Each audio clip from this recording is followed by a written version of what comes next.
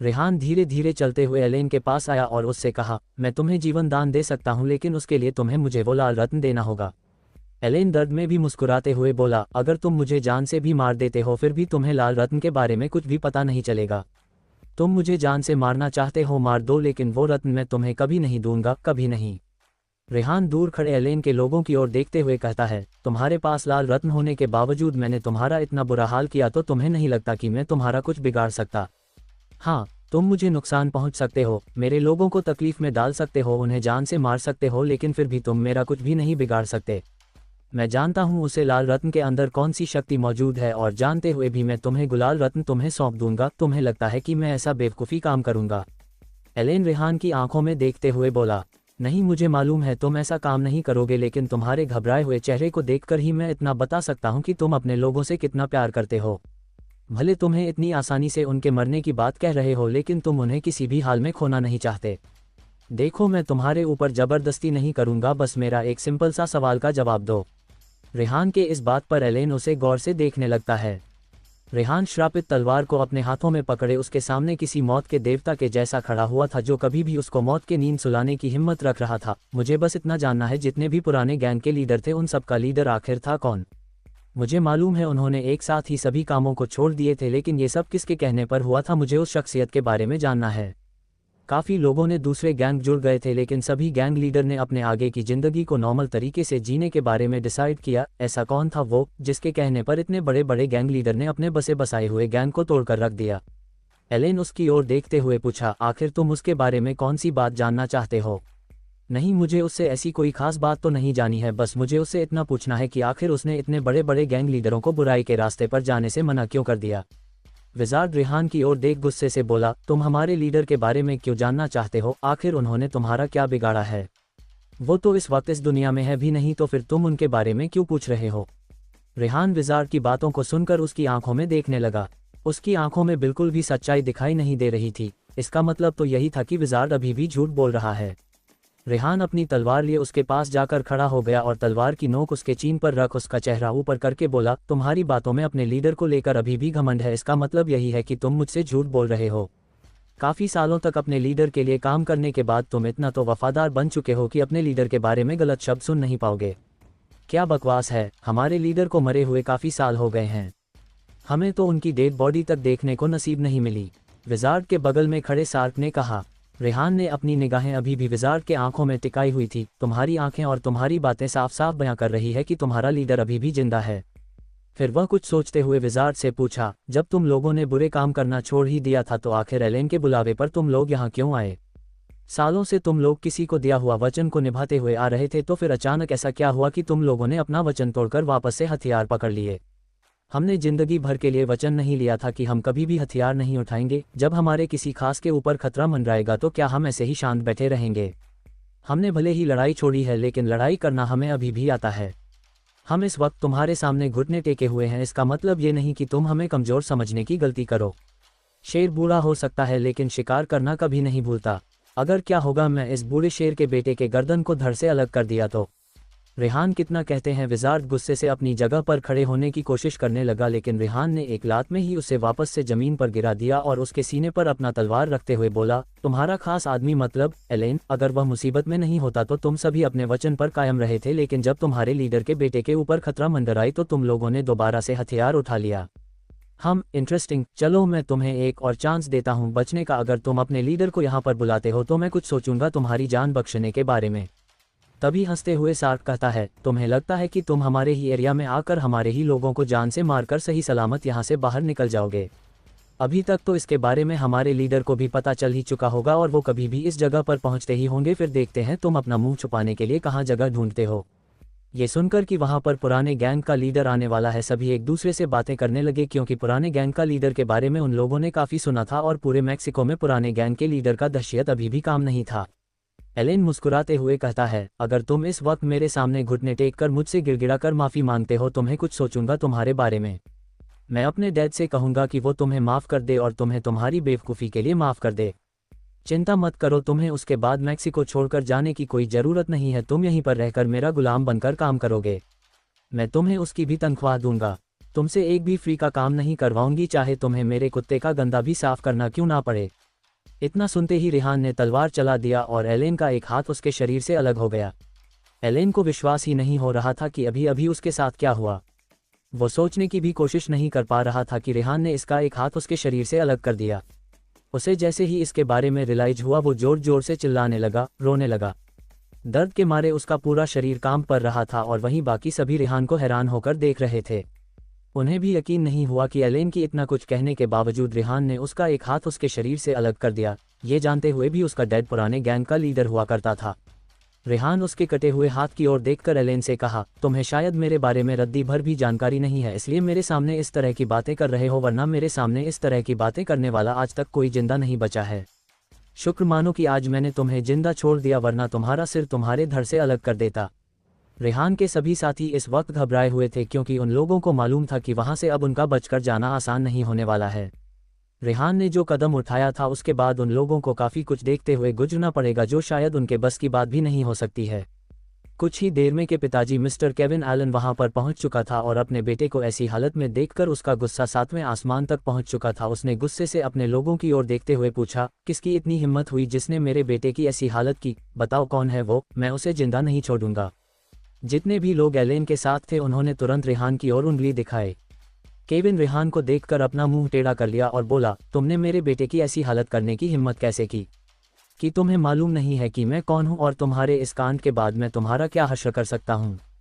रेहान बेफिक्र के साथ मुस्कुराते हुए बोला, तुम मेरा चाह कर भी कुछ बिगाड़ नहीं सकते हो। जिस अकड़ के साथ तुम मेरे सामने खड़े होकर बातें कर रहे हो ना, वो अकड़ भी हवा में उड़ जाएगी अगर तुम मेरे बारे में जानोगे। तुम बहुत घमंड भरा है तुम्हारे अंदर में, चलो देखते हैं आखिर तुम इस घमंड के साथ कितने समय तक टिक पाते हो।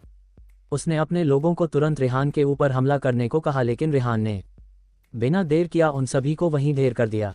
रेहान के हाथों में पकड़े तलवार से टपकते खून को देखकर अंदाजा लगाने की बिल्कुल भी जरूरत नहीं थी कि रेहान ने आखिर उनके साथ क्या किया था। अपने 5 लोगों को इस तरह से बीच रास्ते में मरे हुए देखा केविन का गुस्सा और भी ज्यादा बढ़ गया और उसने अपने लोगों से बंदूक लेकर लगातार रेहान की ओर गोलियां बरसने लगा। बाल से नहीं तो बुद्धि से ही वो रेहान को हारना चाहता था, लेकिन उसका बुद्धि भी रेहान के सामने काम नहीं आया। रेहान अपनी और आ रहे गोलियों को इस तरीके से काट रहा था जैसे कि वो केले के पेड़ से पेट काट रहा हो। केविन को पूरा यकीन था कि उसके चलाए हुए गोलियों में से 5 या 6 गोली जरूर रेहान के शरीर में लगी होगी, लेकिन जैसे ही उसके बंदूक की मैगजीन खाली हुए उसने रेहान को सही सलामत उसके सामने खड़े हुए देखा, यहाँ तक कि उसके शरीर में एक भी निशान का दाग दिखाई नहीं दे रहा था, जिससे मालूम पड़ रहा था कि उसके शरीर में एक भी गोली नहीं लगी। योगेश अपने चेहरे को थप्पड़ मारते हुए अपने आप को नींद से जागने की कोशिश कर रहा था और उसने कहा, क्या हमने जो इस वक्त देखा वो हकीकत था या फिर मैं वाकई में कोई सपना देख रहा हूँ? तभी जस्टिन उसके चेहरे पर थप्पड़ मारा, जिस पर योगेश गुस्से से उसकी ओर देखने लगा। तुम्हारी हिम्मत कैसे हुई मुझे थप्पड़ मारने की? जस्टिन उसके गुस्से को शांत करते हुए बोला, तुमने ही तो कहा कि तुम इस वक्त सपने देख रहे हो, इसलिए मैंने तुम्हें सपने से जगा दिया। अगर तुम इस पर भी मेरी गलती समझते हो तो मैं तुम्हें बता दूं, इसमें मेरी कोई गलती नहीं है, बल्कि मैं तुम्हारी ख्वाहिश पूरी की, इसके लिए तुम्हें तो मुझे थैंक यू कहना चाहिए, ना कि मुझे डांटना चाहिए। तन्मय उन दोनों को शांत करते हुए बोला, चाचा जी जस्टिन अब तुम दोनों लड़ाई करना बंद करो, या पर इतना सीरियस मामला चल रहा है और आप दोनों एक दूसरे में ही लगे हुए हो। तन्मय की आवाज़ सुनकर दोनों ही शांत खड़े होकर रेहान और केविन की ओर देखने लगे, जो इस वक्त आमने सामने खड़े हुए थे। केविन रेहान की आंखों में देखते हुए बोला, पता नहीं क्यों पर तुम्हारी आंखें मुझे किसी की याद दिलाती है। इतने सालों में आज तक किसी ने मुझे आंख उठाकर बात नहीं की, लेकिन पहली दफ़ा ऐसा हुआ है कि मुझे किसी की आंखों में देखकर डर का महसूस हो रहा है। कौन हो तुम और यहाँ पर किस लिए आए हो? रेहान ने अपना कंधा ठीक किया और बोला, मुझे ज़्यादा कुछ नहीं, बस तुम्हारे बेटे के पास जो लाल रत्न मौजूद है मुझे वो चाहिए। पर क्यों? वो उसकी अमानत है और तुम उसकी अमानत उससे छीनना चाहते हो, क्यों? देखो ऐसा है कि उस लाल रत्न से मेरे जिंदगी के कुछ रहस्य जुड़ा हुआ है, जिसे मैं जल्द से जल्द पता करके अपनी नॉर्मल वाली जिंदगी में वापस लौटना चाहता हूं, लेकिन काफ़ी महीनों से कोशिश करने के बावजूद मैं अपने जीवन से जुड़े रहस्य को ख़त्म नहीं कर पा रहा हूं, और अब जब मुझे वो आखिरी पड़ाव दिखाई दे रहा है जिसके मैं बहुत ही ज़्यादा करीब हूं, तो मैं अपना कदम पीछे नहीं बढ़ा सकता। रेहान के इतना कहने पर केविन उसे ऊपर से नीचे देखते हुए कहता है, अगर मेरा बेटा तुम्हें वो लाल रत्न लाकर दे देता है तो क्या तुम मेरे बेटे के हाथ को वापस ला सकते हो? हाँ, मैं उसका हाथ वापस तो नहीं ला सकता है, लेकिन हाँ उसे एक बात जरूर कह सकते हूँ कि आगे से वो किसी टेढ़े आदमी से इस तरह की बातें ना करे जिससे वो गुस्सा होकर उसके साथ ही कुछ बुरा ना कर दें। उसने जिस तरह की बातें मेरे साथ की मुझे वह बिल्कुल पसंद नहीं आई थी, जिसकी सजा में उसकी एक हाथ काट के दिन। शुक्र मानो कि आज पहली बार मैंने किसी का गर्दन के बजाय हाथ काटा है, वरना अभी तक तुम्हारा बेटा बेजान लाश बने यहीं पर पड़ा हुआ होता। ठीक है, मैं तुम्हारी बातों को समझ सकता हूँ, लेकिन उस रेड डायमंड की कीमत कितनी है तुम जानते हो ना। अगर तुम ऐसे ही उसे लेना चाहते हो तो तुम्हें उसकी कीमत चुकानी पड़ेगी। केविन उससे बोला। रेहान कुछ देर सोचने की एक्टिंग करता है और केविन की ओर देखकर कहता है, अगर तुमने कुछ देर पहले मुझसे कही होती तो मैं जरूर इसके बारे में कुछ सोचता, लेकिन थोड़ी देर पहले जो कुछ भी हुआ उसे देखने के बाद मैं तुम्हें एक फूटी कौड़ी भी देने वाला नहीं हूँ। देखो, हर एक चीज़ की कीमत होती है, अगर तुम्हें वो चीज़ पसंद है तो तुम्हें उसकी कीमत अदा करनी ही पड़ेगी, वरना मैं भी तुम्हारा इसमें कुछ कर नहीं सकता। अपने पापा को इतनी देर से रेहान से बातें करता देख रूडी गुस्से से बोला, डैड आप उससे क्या बातें कर रहे हैं? मैं उस रेड डायमंड को किसी को देने नहीं वाला, वो मेरे पास इतने सालों से मौजूद है और अब मैं उसे बिना सोचे किसी को भी ऐसे ही दे दूं? ये तो सरासर हमारी बेइज्जती हुई। तुम्हारी जान मैं बख्श दी, यही तुम्हारी बेइज्जती को भरने का इलाज है, समझे? अगर अगली दफ़ा तुम मेरे काम पर टांग बढ़ाने की कोशिश करोगे तो उस वक्त तुम्हारा हाथ नहीं बल्कि तुम्हारा सिर तुम्हारे धड़ से अलग होगा। इतना कहते हुए रेहान उन सभी को वहां चलने के लिए कहता है जहां पर रेड डायमंड को रखा गया था। तुम्हारी जान मैं बख्श दी, यही तुम्हारी बेइज्जती को भरने का इलाज है, समझे? अगर अगली दफ़ा तुम मेरे काम पर टांग अड़ाने की कोशिश करोगे तो उस वक्त तुम्हारा हाथ नहीं बल्कि तुम्हारा सिर तुम्हारे धड़ से अलग होगा। इतना कहते हुए रेहान उन सभी को वहां चलने के लिए कहता है जहां पर रेड डायमंड को रखा गया था। कुछ ही देर में है वो सभी एलेन के अड्डे में मौजूद थे। एलेन के हाथों में पट्टी बांध दी गई थी जिस वजह से खून बहना बंद हो चुका था, लेकिन अभी भी उसका दर्द कम नहीं हो रहा था। रेहान उसकी ओर देखते हुए बोला, कहाँ है वो? एलेन ने सामने की ओर इशारा करते हुए कहा, इस रूम के अंदर एक लॉकर है, उसी के अंदर है रेड डायमंड। रेहान ने एक जोर की लात मारकर दरवाजा खोल दिया और अंदर चला गया। सामने कमरे में एक तिजोरी जैसा रखा गया था। उसने एक नज़र एलेन की ओर देखा और एलेन तुरंत घबराते हुए उसका पासवर्ड खोल दिया। वो तिजोरी प्लेटिनम का बना हुआ था। अगर भगवा उसे अपने तलवार से कटने के बारे में सोचता तो जरूर तलवार में दरारें आ सकती थी और वो अभी फिलहाल के लिए किसी भी तरह से रिस्क नहीं लेना चाहता था। रेहान ने देखा कि अंदर एक छोटा सा बॉक्स रखा गया है। उसने धीरे से उसे बॉक्स को खोल, तभी अचानक कमरे में रोशनी फैल गई जिस वजह से किसी को भी कुछ दिखाई नहीं दे रहा था। रेहान ने तुरंत बॉक्स को बंद किया और वहां से अपने लोगों के साथ बाहर निकल गया। वहां से जाने से पहले रेहान एलेन और उसके पापा की ओर देखते हुए बोला, मुझे मालूम है मेरे यहाँ से जाने के बाद तुम या फिर तुम्हारे लोग मेरे लोगों को परेशान बिल्कुल भी नहीं करोगे, वरना इसका अंजाम तो तुम लोग जानते ही हो। और हाँ, ये मत समझना कि इतना दूर रहते हुए मैं अपने लोगों को बचाने के लिए नहीं आ सकता। ऐसी गलती करने के बारे में सोचना भी मत, वरना गलती करने के लायक नहीं बचोगे। इतना कहते हुए रेहान गाड़ी के अंदर बैठ गया और कहाँ से तुरंत निकल गया।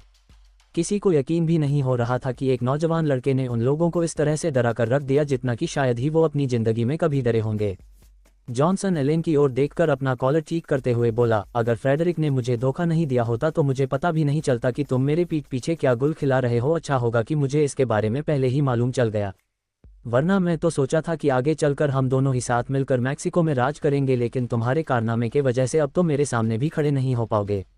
बिल्कुल सही वक्त पर मैंने तुम्हारा साथ छोड़ा, वरना तुम तो मुझे बिना पता लग ही निकल जाते हैं। इतना कहते हुए जॉनसन वहां से अपने लोगों के साथ अपने अड्डे की ओर चला गया। जिस आदमी की हिम्मत उसके सामने खड़े होने की नहीं थी, आज वही उसके मुंह पर बातें सुनकर चला गया था। वाकई में एलेन का किस्मत काफी खराब था। केविन एलेन की ओर देख गुस्से में बोला, रूडी ये सब क्या है और तुमने इतनी पावरफुल शख्सियत से दुश्मनी क्यों बढ़ाई? मैंने कहा था ना अपने से ज़्यादा पावरफुल लोगों को कभी भी ऑफेंड मत करना, लेकिन तुम तो मेरी बात कभी सुनते ही नहीं हो। देखा जिसे इंसान क्या हुआ। दोबारा से इस तरह की गलती करने के बारे में सोचना भी मत, वरना मैं तुम्हारा क्या करूँगा तुम जानते ही हो। इतना कहकर के केविन ने अपने लोगों को इशारा किया, जिसके बाद उन लोगों ने रूडी को हॉस्पिटल लेकर चले गए। जैसे ही रेहान जिला में पहुंचा, जॉनसन उसके पीछे पीछे वहां पहुंच गया और उससे कहा, आपने मेरी इतनी मदद की, बोलिए अब मैं आपकी क्या मदद कर सकता हूं? आपने मेरे लिए जो कुछ भी किया उसके सामने अगर मैं अपनी पूरी जिंदगी आपके लिए काम करते वक्त दिखा दो वो भी काम है। रेहान उसकी ओर देखते हुए कहा, तुम्हें ज़्यादा कुछ करना नहीं है, अब मैक्सिको में तुम दोनों का ही राज चलेगा। अगर तुम दोनों एक दूसरे से करीबी बनाकर रखते हो तो आने वाले वक्त में कोई भी तुम दोनों से लड़ नहीं पाएगा। योगेश तुरंत अपना घुटना रेहान के सामने टेक दिया और रिस्पेक्ट के साथ बोला, मैंने तो सोचा भी नहीं था आप यहाँ आकर मेरे लिए इतना बड़ा काम कर जाएंगे बॉस। मैंने अपने जीवन में भी कभी नहीं सोचा था कि आने वाले वक्त में मैं मैक्सिको पर राज करने वाला हूँ। अब मेरे ऊपर भरोसा रख सकते हैं बॉस, मैं आपको कभी भी निराश होने का मौका नहीं दूंगा। उम्मीद तो मैं भी यही कर रहा हूँ तुमसे। इतना कहते हुए रेहान वहां से सीधे अपने कमरे की ओर चला गया। किसी की हिम्मत नहीं थी कि वो रेहान का अंदर जाते हुए रोक सके। रॉक्सी कुछ सोचते हुए सतीश की ओर देखते हुए बोली, आखिर रेहान की रेड डायमंड के बारे में बातें कर रहा था, तुम लोगों को इसके बारे में कुछ पता है? सतीश ने अपना सिर ना में हिलाया, मुझे किसी रेड डायमंड के बारे में कुछ भी मालूम नहीं है। मुझे तो ये तक मालूम नहीं है कि आखिर बॉस ने एलेन को ही अपना टारगेट क्यों बनाया। मैक्सिको में गैंगस्टर की कोई कमी नहीं है, लेकिन बॉस ने सिर्फ एलेन के बारे में ही इन्फॉर्मेशन निकालने को कहा था। इतना कहते हुए सतीश अपने चाचा की ओर देखते हुए कहा, चाचा आपको किसी रेड डायमंड के बारे में है जो रूडी एलन के पास था। योगेश अपना सर ना में हिलाते हुए जवाब दिया, मुझे इसके बारे में कुछ भी मालूम नहीं है और वैसे भी कोई अपनी पर्सनल चीज़ों को लोगों के सामने नहीं दिखता, और बात रही किसी गैंगस्टर की तो वो अपने कीमती से कीमती चीज़ों को अपने पास रखता है और वो किसी को दिखता फिरता नहीं है। बात तो आपकी भी बिल्कुल सही है चाचा जी, लेकिन हम इसके बारे में अब किसी से पता लगाएंगे कि आखिर उसे रेड डायमंड की खासियत क्या है जिसके लिए हमारे पास इतनी दूर से यहाँ आए। जैसे कि रेहान ने कहा था, अगली सुबह ही वो सभी वहाँ से इंडिया के लिए रवाना हो गए। रेहान दिल्ली एयरपोर्ट में उतरने के बाद आचार्य जी के निवास स्थान की ओर निकल गया। वहीं रॉक्सी, तन्मय, सतीश, जस्टिन और शेखर पांचों कोलकाता के लिए वहीं से ही फ्लाइट लेकर चले गए। वैसे तो वो सभी रेहान के साथ ही जाना चाहते थे, लेकिन रेहान इस वक्त कोई भी रिस्क नहीं देना चाहता था, इसलिए उसने उन सभी को वापस उनके शहर भेज दिया। जैसे ही रेहान मंदिर पहुंचा, आचार्य जी का एक सेवक वहीं पर उसका इंतजार कर रहा था। रेहान उसके साथ आचार्य जी के कुटिया के वहां चला गया। आचार्य जी ने उसे बैठने का इशारा किए। रेहान ने तुरंत एक छोटा सा बॉक्स निकाला जिसके अंदर वो लाल कलर का डायमंड रखा गया था। आचार्य जी ने उस रत्न को नमन किया और उसे बाकी रत्न के साथ रख दिए। बेटा, तुमने समय से पहले ही अपना काम पूरा कर दिया है, लेकिन अभी महापूजा बाकी है। इन रत्नों को हम ऐसे ही नहीं रख सकते हैं, इसे अब एक ऐसी जगह की जरूरत है जहां पर वो हमेशा ही सुरक्षित रहे और कोई भी इन्हें नुकसान नहीं पहुंचा सके। तुम्हारा भेजा हुआ ब्लैक डायमंड भी मेरे पास पहुंच चुका है और मैंने उसकी भी शुद्धिकरण कर ली है। हम कल सुबह ही महापूजा को प्रारंभ करेंगे। ठीक है गुरुजी, फिर मैं कल सुबह ही मंदिर आता हूँ। आचार्य जी ने उसके कलाई को अपने हाथों में लिया और एक लाल कलर का धागा उसके कलाई में बांधते हुए बोले, तुमने बहुत कुछ समय से पहले ही प्राप्त किया है, इसीलिए कई बुरे लोगों की नज़र तुम्हारे ऊपर होगी। ये धागा तुम्हें उन बुरी शक्तियों से बचाकर रखेगा। इतना कहते हुए उन्होंने उसके कलाई में धागा बांध दिया। रेहान ने उनसे आशीर्वाद लिया पर वहां से अपने विला की ओर चला गया। अभी रात के 8 बजे बज रहे थे पर रेहान इस वक्त अपने विला के अंदर ही बैठा हुआ था। उसके मन में इस वक्त हजारों सवाल उमड़ रहे थे, लेकिन उसके पास किसी भी सवाल का एक भी जवाब मौजूद नहीं था। वो कुछ सोच ही रहा था कि तभी उसका मोबाइल बजने लगा। स्क्रीन में उसे शंकर का नाम फ्लैश होते हुए दिखाई दिया। उसने तुरंत कॉल उठाया और कहा, क्या हुआ, तुमने मुझे इस वक्त कॉल क्यों किया? सामने से शंकर की आवाज़ आई, आप जब एयरपोर्ट से घर लौट रहे थे तब कुछ लोग तुम्हारा पीछा कर रहे थे। मैंने पूरी जानकारी निकाल ली है, अगर तुम्हें उन लोगों से कुछ पूछताछ करनी हो तो बताओ, अभी उन लोगों को घसीटकर तुम्हारे पास लेकर आता हूँ। रेहान इतनी हड़बड़ी में आ रहा था कि उसने इन सब बातों के बारे में तो ध्यान ही नहीं दिया था। अभी भी उसके कई सारे दुश्मन थे जो उसे जान से मारना चाहते थे। रेहान ने कहा, कौन थे वो लोग? दिखने में तो इंडियन बिल्कुल भी नहीं लग रहे थे, बाहरी देश के लग रहे थे। लगता है किसी ने अपनी पुरानी दुश्मनी निकालने के लिए उन लोगों को यहाँ भेजा है, तुमसे बदला लेने के लिए। पर तुम फिक्र मत करो, मैं अपने दोस्तों के साथ उन सबको पकड़कर तुम्हारे पास लेकर आता हूँ, बस तुम मुझे अपना पता बता दो। क्या तुम मेरा पता जानकर मेरे बाकी दुश्मनों को भी मेरे घर तक भेजना चाहते हो? तो मुझे अपने घर का पता बताओ, मैं वहीं आ रहा हूं, और वैसे भी मेरा घर जिस एरिया में है वहां तक पहुंचने में तुम्हें काफ़ी समय लग जाएंगे। रेहान की बातों को सुनकर शंकर मुस्कुराते हुए बोला, बढ़िया है, आप अपने दुश्मनों को मेरे घर का पता देना चाहते हैं, कोई बात नहीं, मैं आपको पता भेज रहा हूँ, आप पहुँच जाए। कॉल डिस्कनेक्ट करने के बाद रेहान की आंखें लाल हो गई। वो तुरंत अपने घर के खिड़की से नीचे कूद गया, लेकिन हैरानी वाली बात थी कि वो जमीन पर उतर ही नहीं बल्कि हवा में ही उड़ाते हुए वहां से शंकर के घर की ओर चला गया। रेहान अपने आप को कहीं पर भी गायब कर सकता था, इसलिए कोई भी उसे इस वक्त देखा नहीं सकता था। जैसे रेहान शंकर के घर पहुंचा, उसने देखा कि कुछ काले लोगों को गार्डन में बांध कर रखा गया था और उनके आसपास 3 लड़के अपने हाथों में तलवार लिए खड़े हुए थे। उनके पहनावे को देखकर रेहान को समझने में देर नहीं लगी कि वह दोनों ही असैसिन हैं। रेहान को देखते ही शंकर ने अपना सिर झुकाया और कहा, देखने में ये सभी विदेशी दिखाई देते हैं लेकिन है श्रीलंका के। मैंने इन तीनों से पूरी इन्फॉर्मेशन निकली है, ये तीनों ही शार्प शूटर है। ये आपको फॉलो कर रहे थे, मतलब इनका टारगेट आप ही हो सकते हैं। रेहान उन तीनों को देखते हुए उनके पास जाकर बैठ गया और उनसे पूछा, तुम तीनों की हालत देखकर पता चल रहा है कि तुम्हारी कितनी खातिरदारी हुई है। अब तुम चाहते नहीं हो कि मैं भी तुम लोगों की खातिरदारी करूं, तो बेहतर होगा तुम लोग मुझे उसे आदमी के बारे में बताओ जिसने तुम्हें मुझे मारने के लिए यहाँ भेजा है। साथ में मुझे ये भी जानना है कि आखिर उसे कैसे पता चला कि मैं आज ही यहाँ वापस लौट कर आने वाला हूँ।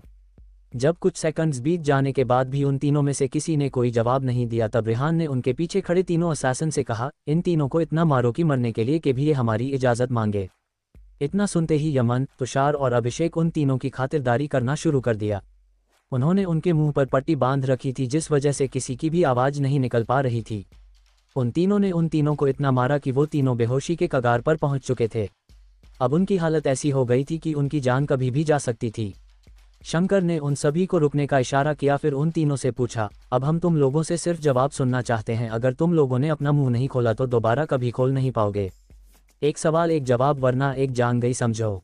तीनों लड़कों की आंखों में डर साफ साफ देखा जा सकता था। उन्हें लगा था कि वो उनसे आसानी से छूट जाएंगे, लेकिन उन्हें क्या पता था कि वो जिनके हाथ लगे हैं वो जल्लाद निकलेंगे।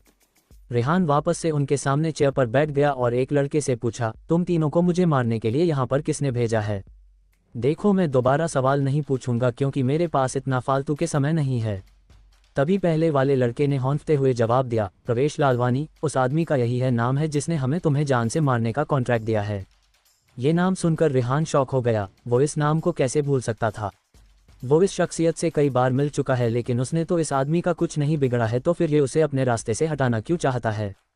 रेहान ने दोबारा पूछा, और तुम लोगों को कैसे पता चला कि मैं आज ही मैक्सिको से इंडिया वापस लौट रहा हूँ? तभी दूसरे शख्स ने कहा, क्योंकि कल दोपहर को मिस्टर दुगल अपनी नई होटल की ओपनिंग करने वाले हैं और कल आपको वहां पर आना था। वो होटल उसकी बेटी के नाम से खोला जा रहा है और तुम उनके दामाद हो, इसलिए तुम्हें आज नहीं तो कल दिल्ली वापस लौटना ही था। इसलिए हमने 2 दिन पहले से ही एयरपोर्ट पर नजर रखना शुरू कर दिया था।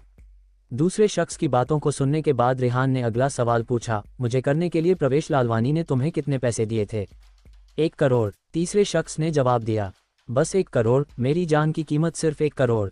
वो मुस्कुराते हुए शंकर की ओर देखते हुए कहा, मैं कल ही मैक्सिको जैसे बड़े और खतरनाक शहर को अपने कब्जे में किया, इतने बड़े बड़े गैंगस्टर को अपने रास्ते से हटाया और मेरे जैसे शख्स को जान से मारने के लिए लोग 1 करोड़ रुपए दे रहे हैं। तुम्हें नहीं लगता कि मेरी रेपुटेशन इस कारण से नीचे गिरने लगेगी? मतलब मुझे मारने के लिए किसी ने इन लोगों को सिर्फ 1 करोड़ रुपए दिए? रेहान के इस बात पर शंकर भी मुस्कुराते हुए बोला, भाई, हो ना हो इसके पीछे कोई बड़ी कारण तो जरूर होगी जो प्रवेश लालवानी सबसे छुपाना चाहते हैं। वैसे क्या आप इस प्रवेश लालवानी को जानते हैं बॉस? रेहान ने अपना सिर हाँ में हिलाकर जवाब दिया। वहीं दिल्ली के पश्चिमी हिस्से में एक शानदार विला के अंदर प्रवेश लालवानी अपने असिस्टेंट के साथ बैठा हुआ था और दारू पी रहा था। उसके निगाहें अभी भी अपने मोबाइल पर टिकी हुई थी और न जाने कब से वो किसी का कॉल आने का इंतजार कर रहा था। उसने अपना सिर ऊपर उठकर अपने असिस्टेंट की ओर देखते हुए पूछा, तुम्हारा इन्फॉर्मेशन गलत तो नहीं है ना? कहीं तुमने रेहान की जगह पर किसी और को तो नहीं देख लिया था एयरपोर्ट के बाहर? असिस्टेंट बड़े ही कॉन्फिडेंस के साथ बोला, बॉस, मुझे पूरा यकीन है कि वो रेहान ही था। मैंने एयरपोर्ट की सीसीटीवी कैमरा भी देखी है, वो रेहान ही था। अगर वो रेहान ही था तो अभी तक उन लोगों का कॉल हमारे पास आया क्यों नहीं है? क्या वो कॉन्ट्रैक्ट किलर एक गांव के लड़के को भी मार नहीं सकते हैं? तो आखिर किस गधे ने उन लोगों को कॉन्ट्रैक्ट किलर बना दिया है? अपने बॉस को इतने गुस्से में देख असिस्टेंट घबराते हुए बोला, बॉस, वो तीनों ही श्रीलंका के मोस्ट डेंजरस कॉन्ट्रैक्ट किलर में से एक है। मैंने पूरी जानकारी निकालने के बाद ही उन तीनों को ये कॉन्ट्रैक्ट दिया था। हमें कुछ देर इंतजार करना चाहिए, उनका कॉल आता ही होगा। असिस्टेंट ने इतना ही कहा था तभी भागते हुए वास्को वहां पर पहुंचा। वास्को को इस वक्त वहां देखकर प्रवेश गुस्से होते हुए उससे पूछा, तुम यहाँ क्या कर रहे हो? मैंने तुम्हें जो काम दिया था उसे करने के बजाय तुम यहाँ क्या करने के लिए आए हो? वास्को घबराते हुए गेट की ओर देखने लगा और कहा, बॉस, आपसे मिलने के लिए कोई आया हुआ है क्या? आधी रात को मुझे कौन मिलने आया है? उसने जैसे ही नजरें उठाकर गेट की ओर देखा, उसकी आंखें हैरानी से बड़ी हो गई। रेहान मुस्कुराहट लिए सिगरेट पीते हुए उसी की ओर आ रहा था। उसके चेहरे पर इस वक्त डर का भाव दिखाई ही नहीं दे रहा था। उसे देखकर कोई बता नहीं सकता था कि उसके मन में इस वक्त कैसा ख्याल चल रहा है। रेहान बिना किसी हिचकिचाहट के उसके सामने वाले सोफे पर जाकर बैठ गया और शराब की बोतल से अपनी गिलास भर के पीने लगा। कुछ देर की खामोशी के बाद उसने प्रवेश लालवानी की ओर देख मुस्कुराते हुए बोला, क्या हुआ? तुमने उम्मीद नहीं की होगी कि मैं सही सलामत तुम्हारे पास आ पाऊंगा। प्रवेश ने तुरंत अपने बॉडीगार्ड्स को इशारा किया, लेकिन वो एक भी कदम आगे बढ़ा पाते अचानक वो सभी जमीन पर गिर गए। उनके शरीर से खून निकल रहा था, लेकिन किसी ने भी उन सभी के ऊपर हमला होते हुए नहीं देखा। प्रवेश ने जैसे ही रेहान की ओर देखा, रेहान अभी भी शांत अपनी जगह पर बैठा हुआ शराब पी रहा था। उसने अपने आप को संभाला और वापस से अपनी जगह पर बैठ गया और उसकी ओर देखते हुए पूछा, तुम्हें मेरे पते के बारे में किसने बताया? मुझे किसी ने नहीं बताया। वो क्या है ना, मुझे अपने दुश्मनों का पता खुद ब खुद पता चल जाता है, खास करके उन दुश्मनों का जो मुझे जान से मारना चाहते हैं।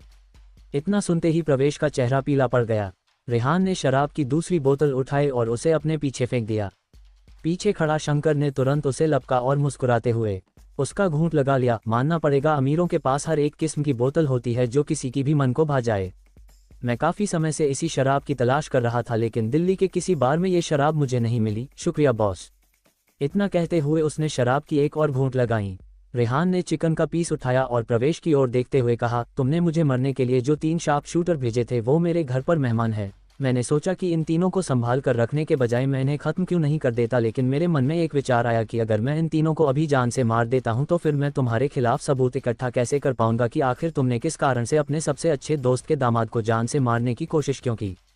वैसे तो मैं इस वक्त उन तीनों को लेकर अपने ससुर के पास जाने वाला था, लेकिन मैंने सोचा कि इतनी भी जल्दी क्या है, पहले तुमसे तो मुलाकात कर लिया जाए।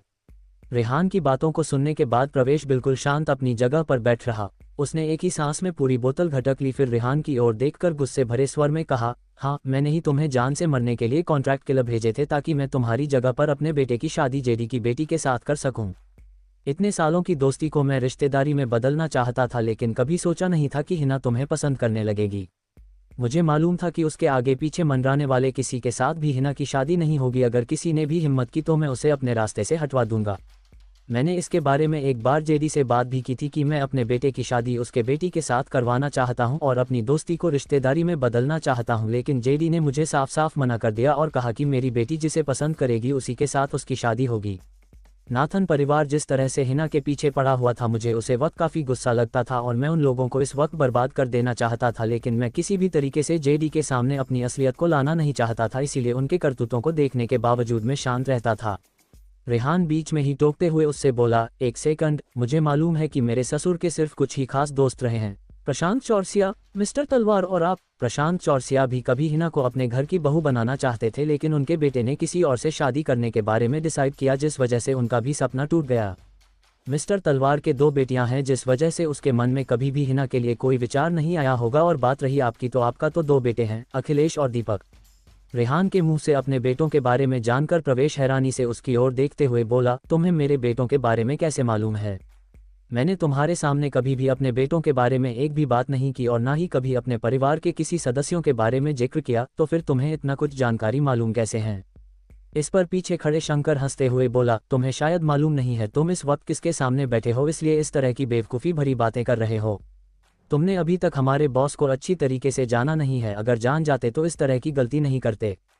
प्रवेश शंकर की ओर घूर कर देखने लगा और बोला, बेहतर होगा अगर तुम हमारे कॉन्वर्सेशन के बीच अपनी टांग नहीं अड़ाओ तो तुम्हारे लिए बेहतर होगा।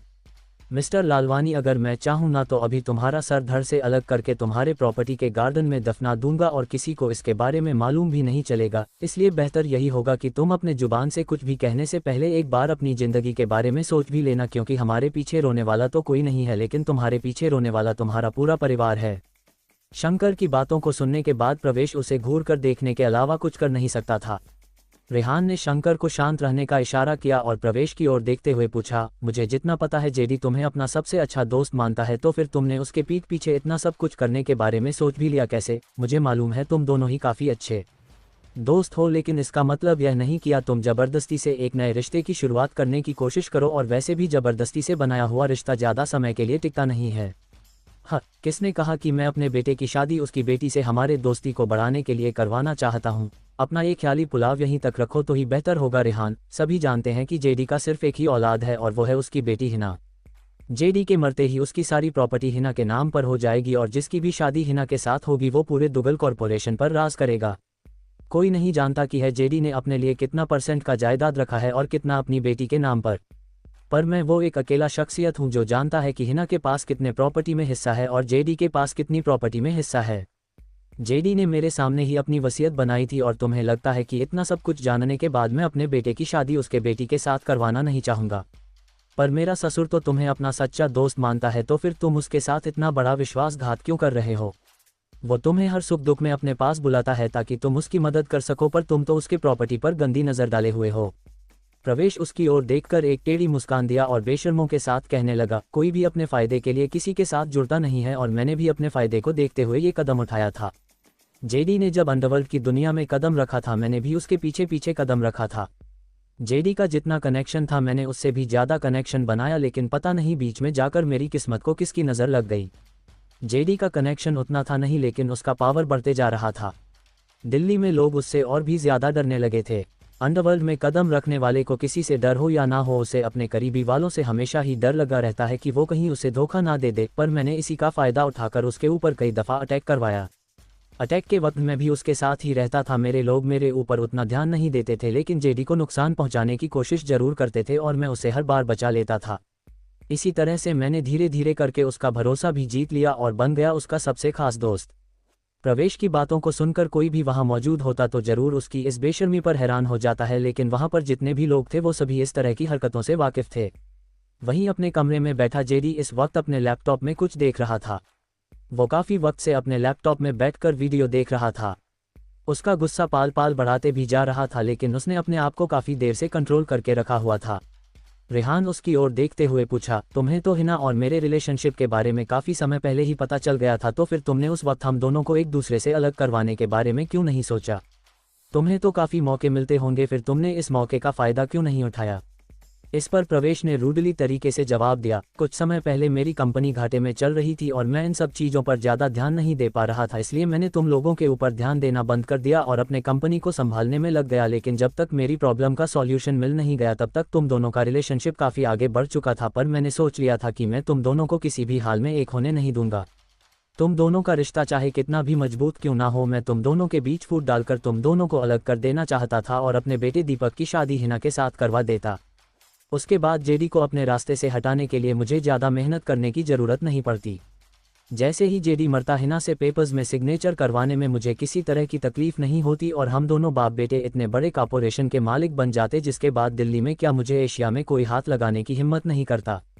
हम काफ़ी तगड़ी प्लानिंग की है तुमने अमीर बनने के लिए, लेकिन तुम्हें सोचना चाहिए था कि जो लड़का हिना की ज़िंदगी में आया है वो कोई साधारण लड़का नहीं है। वैसे मैं तो अपना इंट्रोडक्शन देना भूल ही गया। खैर, मैं तुम्हें सबसे पहले अपना इंट्रोडक्शन देता हूँ। मेरा नाम रेहान राव है। फिलहाल के लिए मैं ज़्यादा बड़ा काम तो नहीं करता हाँ, लेकिन मैंने कुछ समय पहले ही कोलकाता के सबसे बड़े गैंगस्टर विश्व भाई को अपने सामने झुकने पर मजबूर कर दिया और उसे अपना गुलाम बनाया। उससे पहले मैंने दिल्ली के कई बड़े गैंगस्टर्स को अपने सामने झुकने पर मजबूर किया और जो नहीं झुक मैंने उसे हमेशा हमेशा के लिए सुला दिया। कोलकाता से दिल्ली वापस लौटने के बाद मैंने यकार गैंग की एक छोटी सी गलती के कारण मैंने उनके लीडर सोलोमन को अस्पताल पहुंचाया, जिसके बाद से यकार गैंग का एक भी सदस्य मुझसे लड़ने की हिम्मत नहीं करता। कुछ हफ्तों पहले मैंने सिल्वर ड्रैगन गैंग के लीडर राघवन और उसके दोनों बेटों को मौत के घाट उतारकर खुद सिल्वर ड्रैगन गैंग का लीडर बन गया और पिछली रात को ही मैंने मैक्सिको में केविन एलन के बेटे रूडी एलन को उसकी औकात दिखाकर मैक्सिको को भी अपने कब्जे में ले लिया। तुम सोच भी नहीं सकते हो कि इस वक्त मेरे पीछे कितने सारे लोग काम कर रहे हैं। अगर मैं चाहूँ तो चुटकी बजाकर तुम्हारे पूरे खानदान को खत्म कर सकता हूँ, लेकिन मैं ऐसा कुछ बिल्कुल नहीं करूँगा क्योंकि मैं अपने दुश्मनों से खुद निपटता हूँ। अब तुम अपनी जान किस तरह से मुझे भीख में मांगते हो वो तुम डिसाइड करो। फिलहाल के लिए तुम्हें आराम करने के लिए वापस अपने घर लौट रहा हूँ। तुम्हारा और तुम्हारे इन लोगों का क्या करना है वो मेरे लिए लोग देख लेंगे। इतना कहते हुए रेहान अपनी जगह पर से उठा और वहाँ से जाने लगा। फिर से कुछ सोचकर प्रवेश की ओर देख अपना मोबाइल निकाला और उसे उसकी ओर उछाल दिया। मैं अब इस कहानी को ज़्यादा आगे बढ़ना नहीं चाहता, इसलिए क्यों न तुम अपने जिगरी दोस्त से अपने गलतियों के बारे में एक्सप्लेन दो। क्या पता मरने के वक्त तुम्हें इस चीज़ का पछतावा हो कि तुमने अपने जिगरी दोस्त से इसके बारे में कुछ कभी नहीं पाया। प्रवेश ने जैसे ही मोबाइल स्क्रीन की ओर देखा उसकी आंखें हैरानी से खुली की खुली रहेगी, क्योंकि जेडी इस वक्त व्हाट्सएप में वीडियो कॉल में था और वीडियो कॉल में दिख रहे मिनट को देखकर उसे इतना तो पता चल गया था कि जेडी को उनकी सारी बातें सुनाई दी गई थी और उसकी असलियत के बारे में भी उसे पता चल चुका था। इतना कहते हुए रेहान अपनी जगह पर से उठा और वहां से जाने लगा। फिर से कुछ सोचकर प्रवेश की ओर देख अपना मोबाइल निकाला और उसे उसकी ओर उछाल दिया। मैं अब इस कहानी को ज़्यादा आगे बढ़ना नहीं चाहता, इसलिए क्यों न तुम अपने जिगरी दोस्त से अपने गलतियों के बारे में एक्सप्लेन दो। क्या पता मरने के वक्त तुम्हें इस चीज़ का पछतावा हो कि तुमने अपने जिगरी दोस्त से इसके बारे में कुछ कभी नहीं पाया। प्रवेश ने जैसे ही मोबाइल स्क्रीन की ओर देखा उसकी आंखें हैरानी से खुली की खुली रहेगी, क्योंकि जेडी इस वक्त व्हाट्सएप में वीडियो कॉल में था और वीडियो कॉल में दिख रहे मिनट को देखकर उसे इतना तो पता चल गया था कि जेडी को उनकी सारी बातें सुनाई दी गई थी और उसकी असलियत के बारे में भी उसे पता चल चुका था। जेडी के गुस्से भरे चेहरे को देखकर प्रवेश इतना तो समझ चुका था कि उसका भांडा फूट चुका है और वो अब जेडी को कुछ भी एक्सप्लेन नहीं कर पाएगा। उसे लग रहा था कि अब जेडी से जिंदा नहीं छोड़ेगा, लेकिन उसने जैसा सोचा था उसका विपरीत। जेडी का चेहरा अचानक बदल गया और वो मुस्कुराने लगा था। प्रवेश को समझ में नहीं आया कि आखिर जेडी इस वक्त इस तरीके से मुस्कुरा क्यों रहा है। तभी जेडी ने उससे कहा, मैं तुमसे हर बार कहा करता था कि उन लोगों ने सिर्फ मेरी दोस्ती अच्छी है लेकिन दुश्मनी नहीं है, और अब ये बात तुम्हारे ऊपर होगी। अपनी बेटी की वजह से मैं इतने सालों से कुछ कर नहीं रहा था, लेकिन तुमने वो गुस्से को दोबारा बढ़ा दिया है। मैंने तुम्हारे ऊपर विश्वास किया लेकिन तुमने मेरे साथ विश्वासघात किया। मैंने तुम्हारे बारे में कभी बुरा नहीं सोचा, अपने हर एक प्रोजेक्ट में तुम्हें अपना भागीदार बनाया, तुम्हें अपना सच्चा दोस्त माना, लेकिन तुमने मुझे ही टारगेट बनाया। मैं अभी यहाँ जिंदा हूँ, मरा नहीं। इतना कहते हुए जेडी ने कॉल डिस्कनेक्ट कर दिया। प्रवेश जानता था कि उसके अधूरे बातों में क्या छुपी हुई थी और वो इसके बारे में सोचना भी नहीं चाहता था। वो रेहान की ओर देखते हुए कहा, तुम जब से यहाँ पर आए हो तुमने एक बार भी अपना मोबाइल हाथ नहीं लगाया, तो फिर तुमने जेडी को कॉल किया कैसे? रेहान उसके चेहरे के भाव को देखकर हंसने लगा और कहा, मैं जानता था तुम ऐसा ही कुछ करने वाले हो। मैं जितना भी कोशिश कर लूँ तुम अपने मुंह से अपनी असलियत कभी नहीं कबूलोगे, इसलिए यहाँ पर आने से पहले मैंने अपने ससुर को कॉल लगाकर तुम्हारे सभी करतूतों बता दिया था। पहले तो उन्हें मेरी बातों पर यकीन नहीं हुआ, इसलिए मुझे खुद उन्हें सारी सच्चाई लाइव दिखानी पड़ी। प्रवेश गुस्से से उसकी ओर देखते हुए बोला, तुमने मेरा बरसों से बनाया हुआ प्लान को खराब कर दिया। मैं इस पोजीशन पर आने के लिए ना जाने कितने सालों से इंतजार करते हुए आ रहा हूं, लेकिन तुमने इसे एक पल में ही मिट्टी में मिला दिया। जेडी और उसकी बेटी को तो मैं किसी भी वक्त ऊपर पहुंचा सकता हूं, लेकिन उससे पहले मैं तुम्हें ऊपर पहुंच जाऊंगा। उसने अपने बाकी बचे बॉडीगार्ड को उनके ऊपर हमला करने का ऑर्डर दिया, लेकिन शंकर ने आसानी से उन सभी को अकेले ही ढेर कर दिया। क्यों चाचा, तुम इतनी तकलीफ क्यों ले रहे हो? अब क्या तुम इस उम्र में आराम से जीने के बजाय बिस्तर पर लेटना चाहते हो या फिर वेंटिलेटर के सहारे जीना चाहते हैं? वैसे मैंने तो कुछ और ही सोचा था, लेकिन तुम्हारी हरकतों को देखने के बाद मुझे अपने मन में बस एक ही ख्याल आ रहा है कि मैं तुम्हें इसी वक्त मौत के घाट उतार दूं। कुत्ते को रास्ते से उठाकर पाला जा सकता है, लेकिन किसी पागल कुत्ते को पालने की कोशिश कोई बेवकूफ़ी करेगा। अपने बॉस के ऊपर खतरा मंडराते देख वास्को तुरंत शंकर के सामने आकर खड़ा हो गया और अपने हाथों को मसलते हुए बोला, अगर तुमने मेरे बॉस की और कदम बढ़ाने की हिम्मत की तो मैं तुम्हें कीड़े की तरह मसल कर रख दूंगा। अगर तुम्हें अपनी जान प्यारी नहीं है तो अपना कदम आगे बढ़ा सकते हो, वरना अभी भी गेट का दरवाजा खुला है, जैसे आए थे वैसे यहाँ से निकल जाओ। शंकर अपने तलवार से निकल रहे खून की ओर देख मुस्कुराते हुए बोला, मैंने सोचा नहीं था कि आज के दिन में मैं इतने लोगों का खून बहाऊंगा, पर कोई बात नहीं है, वैसे भी मेरी तलवार बहुत ही काम बार अपनी माँ से बाहर निकलती है। इतना कहते हुए जैसे उसने अपनी तलवार आगे बढ़ाई, रेहान ने उसके कलाई को पकड़कर रोक दिया और उसे अपना तलवार पीछे करने को कहा। शंकर को समझ में नहीं आया कि आखिर रेहान ने ऐसा क्यों किया, लेकिन वो उसका ऑर्डर ना कर भी नहीं सकता था, इसलिए वो उन दोनों की ओर देख मुस्कुराते हुए पीछे जाकर खड़ा हो गया। रेहान उन दोनों की ओर देख अपने चेहरे पर एक बड़ी सी मुस्कान लिए बोला, अगर मैं चाहूँ तो अभी तुम दोनों को मसाला सकता हूँ, लेकिन मैं ऐसा कुछ करूँगा नहीं। तुमने जिसके साथ सबसे बड़ी दुश्मनी बढ़ाई है वही तुम दोनों का खातिरदारी करेगा। हमें अपने शक्ति का प्रदर्शन करने की कोई ज़रूरत नहीं है। इस पर प्रवेश व्यंग्य कसते हुए बोला, और तुम्हें लगता है कि तुम्हारा ससुर जेडी अपने आप को मुझे बचा लेगा? बच्चे, इतने सालों से मैं कच्ची गोटियां नहीं खेली है। मेरा एक फ़ोन लगाते ही तुम्हारा ससुर ऊपर पहुंच जाएगा। अच्छा ऐसा है क्या? चलो मैं भी देखता हूं कि तुम्हारा कितना पावर है। तुम्हारे मुंह से काफ़ी बड़ी बड़ी बातें सुनाई है, अब देखते हैं कि तुम क्या करके दिखा सकते हो। तुम्हें लगता है कि मैं अपनी कनेक्शन का इस्तेमाल करके तुम्हारे ससुर को मरवा नहीं सकता? तुम शायद बोल रहे हो बच्चे कि मैं एक बिजनेसमैन के साथ साथ एक डीलर भी हूं जिसका सिक्का अंडरवर्ल्ड की दुनिया में चलता है। जब मैं तुम्हें मरने के लिए श्रीलंका से शार्प शूटर मंगवा सकता हूं, तो क्या तुम्हारे ससुर को मरवाने के लिए किसी और देश से लोग नहीं मंगवा सकता? इस पर रेहान उसका मजाक उड़ाते हुए बोला, नहीं तुम मंगवा सकते हो, बेशक मंगवा सकते हो, मैं रोक नहीं रहा तुम्हें। मैं तो बस इतना कह रहा हूं कि जब भी तुम किसी को कॉल लगाओ उसे कहना कि तुम रेहान राव के ससुर को मरवाना चाहते हो। मेरे ससुर का नाम लेने की तुम्हें ज़रूरत नहीं है। अगर सामने वाला तुम्हारी बातों को सुनकर कॉन्ट्रैक्ट लेता है तो मैं प्रॉमिस करता हूं कि मैं खुद तुम्हारे रास्ते से साइड हो जाऊंगा और तुम जो चाहे वो मेरे ससुर के साथ कर सकते हो। बहुत घमंड है ना तुम्हारे अंदर, देखो आज मैं तुम्हारा घमंड कैसे उतरता हूं। प्रवेश में तुरंत एक नंबर डायल किया, खान मुझे तुम्हारे गैंग से एक शार्प शूटर की ज़रूरत है, पैसे की चिंता मत करो, जितना मांगोगे उतना पैसा मिलेगा। प्रश्नवाचक चिन्ह। दूसरी तरफ से एक बुजुर्ग आदमी की आवाज़ सुनाई दी, अरे प्रवेश मियाँ, इतने समय बाद कॉल किया और वो भी शार्प शूटर की मांग करने के लिए? मियाँ आपको खुद कॉल करने की क्या ज़रूरत थी, आप अपने किसी आदमी से कॉल करवा लेते, मैं तुरंत अपने 2 शार्प शूटर को आपके पास भेज देता। कॉल स्पीकर पर होने की वजह से रेहान को भी बातें सुनाई दे रही थी। वहीं प्रवेश का चेहरा इस वक्त काफ़ी ज़्यादा खिला हुआ दिखाई दे रहा था। उसने कहा, क्या करें खान साहब, कुछ चूज़ों का पंख कुछ ज़्यादा ही फड़फड़ा रहा है, उन्हें काटने की ज़रूरत है। ऐसा क्या? हाँ बिल्कुल भी फिक्र मत करिए मियाँ, मैं अभी भेज रहा हूँ। वैसे मैं उस शख्स का नाम जान सकता हूँ जिसने आपको इस कदर परेशान करके रखा है? खान के इस सवाल पर प्रवेश ने एक नज़र रेहान की ओर देखा, फिर खान से कहा, मुझे उसे आदमी का नाम तो मालूम नहीं है, लेकिन हाँ वो रेहान राव का ससुर है। रेहान का नाम सुनते ही एक पल के लिए दोनों साइड से सन्नाटा पसर गया, जिसे तोड़ते हुए प्रवेश बोला, क्या बात है खान साहब, आपकी आवाज़ सुनाई नहीं दे रही है, आप कॉल पर है ना? दूसरी तरफ से खान हकलाते हुए बोला, क्या नाम बताएं मियाँ, ज़रा फिर से बताए। रेहान शर्मा की वर्मा। उसका नाम रेहान राव है खान साहब, कोई शर्मा वर्मा नहीं। प्रवेश के कन्फर्मेशन को सुनने के बाद खान साहब ने एक लंबी सांस भरी और उससे कहा, मियाँ देखो बात ऐसी है ना कि आपका चाहे जितना भी गहरा दुश्मनी क्यों ना हो, उस आदमी से आप दुश्मनी को भूल जाइए। ऐसा सोचिए कि आपका उसके साथ कोई दुश्मनी था ही नहीं।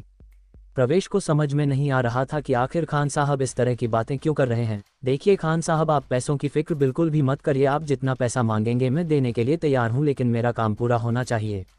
तभी बीच में ही खान साहब उसे टोकते हुए बोला, अरे मियाँ अगर जान बचेगी तभी ना हम आपके काम को पूरा कर पाएंगे।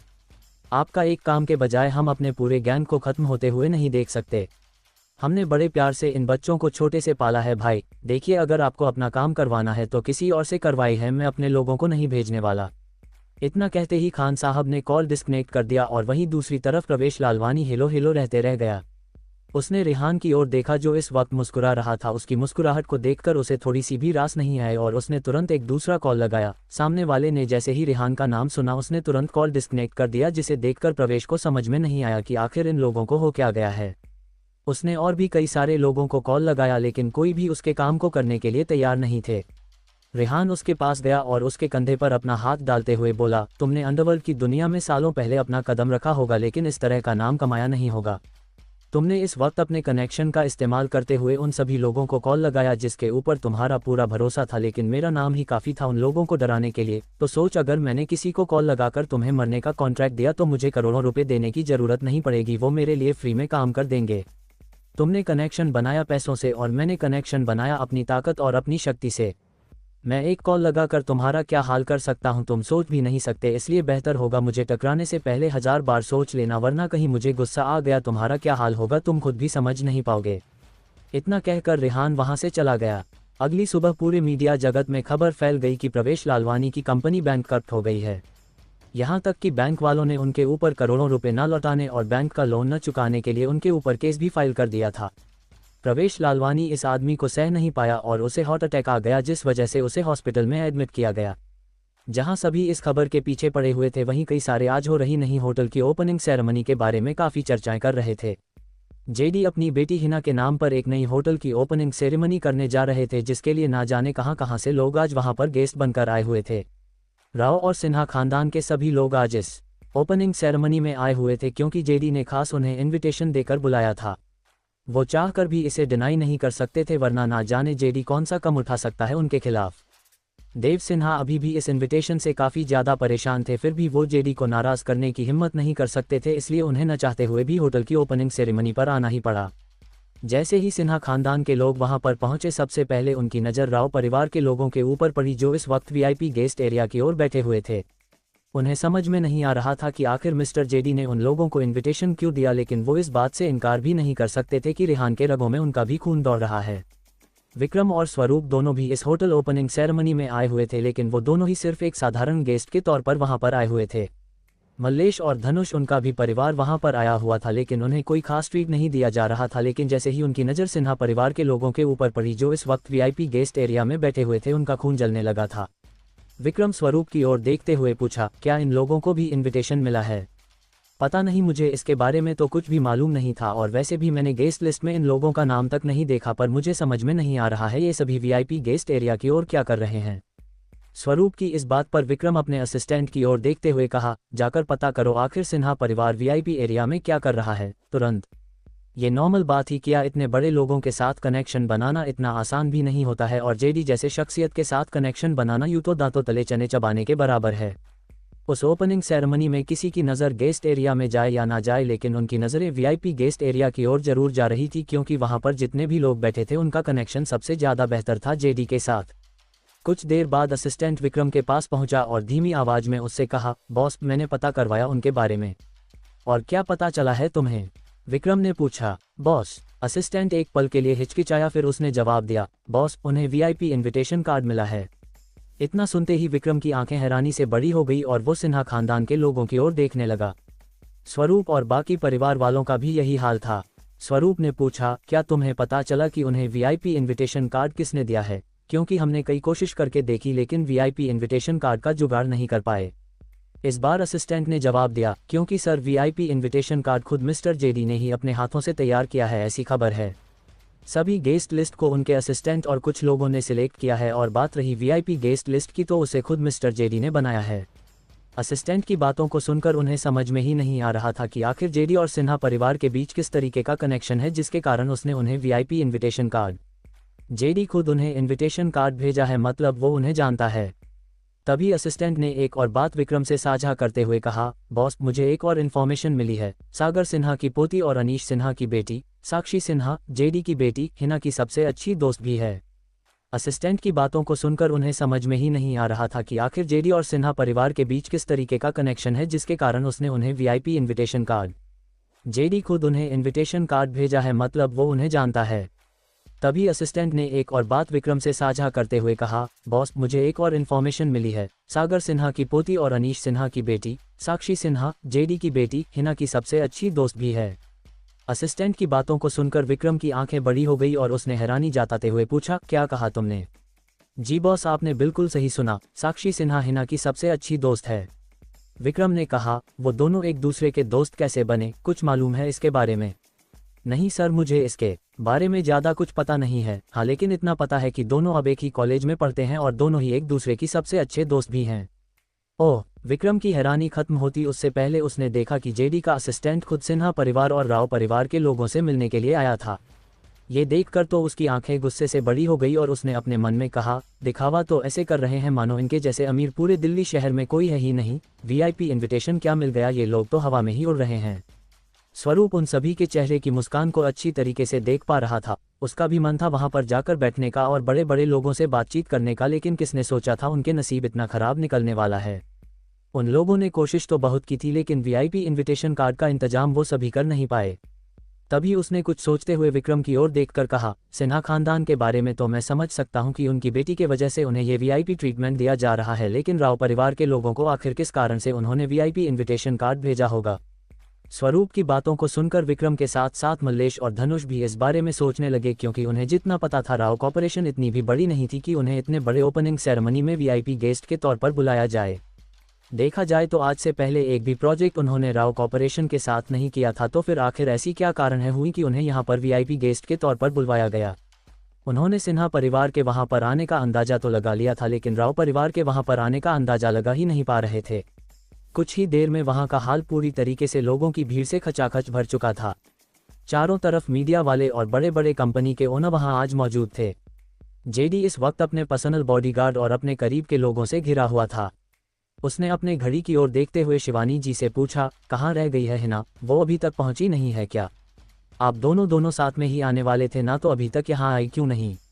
शिवानी जी ने भी एक नज़र अपनी घड़ी की ओर देखा और जेडी से बोले, हम दोनों ही एक साथ यहाँ पर आने के लिए निकले थे, लेकिन और मौके पर उसने मुझसे कहा कि वो रेहान के साथ ही बैंक्वेट हॉल अटेंड करेगी, इसलिए मैंने उसे रोक नहीं और पार्किंग लॉट में ही उसे रेहान का इंतजार करने को कहकर ऊपर चली आई। शिवानी की बातों को सुनकर जेडी अब परेशान होने लगा। इतने सारे लोग आए हुए हैं यहाँ पर, अगर किसी ने भी उसकी बेटी के साथ कुछ कर दिया तो उन्हें पता लगाने में काफ़ी समय लग जाता है। उन्होंने अपने पर्सनल बॉडीगार्ड को तुरंत हिना को ढूंढकर बैंक्वेट हॉल के अंदर लाने को कहा। बॉडीगार्ड्स ने तुरंत उनके ऑर्डर को मानते हुए वहां से चले गए। जैसे ही वह सभी वहां से बाहर निकलने वाले थे तभी बैंक्वेट हॉल के गेट पर लोगों की बातें करने की आवाज़ सुनाई देने लगी। वाह, ये लड़की काफ़ी सुंदर दिखाई दे रही है। अरे मैडम, सुंदर शब्द इस लड़की के लिए कम पड़ जाएंगे, ये तो किसी अप्सरा की तरह दिखाई दे रही है। यार, मैं तो आज से पहले इतनी खूबसूरत लड़की दिल्ली शहर में तो कभी नहीं देखी, कहीं वाकई में मेरे चश्मे का नंबर तो नहीं पड़ गया है?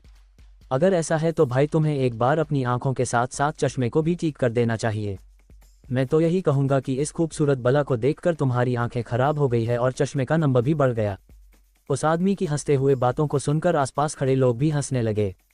हिना इस वक्त एक बहुत ही सुंदर लिमिटेड एडिशन गाउन को पहनकर बैंक्वेट हॉल के गेट पर खड़ी हुई थी।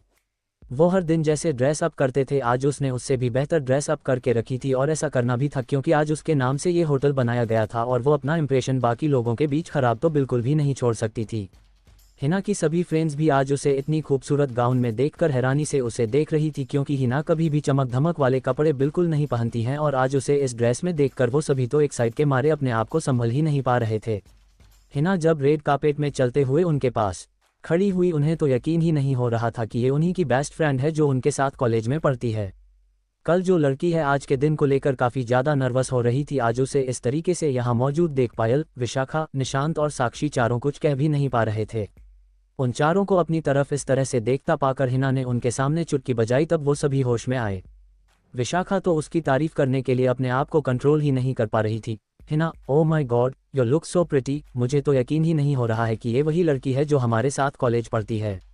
उसने उसे चारों तरफ से देखा और तुरंत ही उसे गले लगा लिया और बोली, सच कहूँ तो मुझे अभी भी अपनी आंखों पर यकीन ही नहीं हो रहा है कि तुम हिना हो जो हमारे साथ कॉलेज में पढ़ती हो। अगर तुम्हारे सामने मिस यूनिवर्स को रखा जाए तो कंपैरिजन करना मुश्किल हो जाएगा कि मिस यूनिवर्स सबसे ज़्यादा खूबसूरत है या तुम।